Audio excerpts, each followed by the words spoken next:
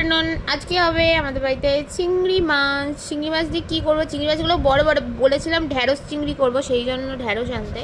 কিন্তু চিংড়িগুলো এতই বড় নিয়ে এসছে যে এইগুলো দিয়ে ঢ্যাঁড়স দিয়ে আর করা যাবে না। মানে ঢ্যাঁড়সে এত বড় বড় চিংড়ি মাছ কেউ দেয় না। কি সর্ষে টর্ষে দিয়ে করতে হবে। কি ভালো লাগে আমার চিংড়ি মাছ খেতে কে জানে। সব কিছুতেই চিংড়ি মাছ ভালো লাগে, চিংড়ি মাছের কোনো বিকল্প নেই, যদিও আমি একটু বেশিই ভালোবাসি। কি রান্না করছি দেখাচ্ছি। চিংড়ি মাছগুলো তো এত বড় এনেছে, সে আর ঢ্যাঁড়স দিয়ে করার যোগ্যতা নেই, সেই জন্য শেষ পর্যন্ত ঢ্যাঁড়স আলু এমনিই তরকারি হয়ে যাচ্ছে, কারণ ঢ্যাঁড়সগুলো কাটা হয়ে গেছে না অলরেডি।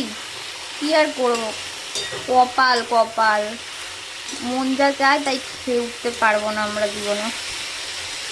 যেটা চাই রান্না করতে ঠিক তার উল্টোটাই করতে হবে। নাও খাও চিংড়ি ছাড়া ঢ্যাঁড়স খাও। চিংড়ি ছাড়া ঢ্যাঁড়স খেতে ভালো লাগে না।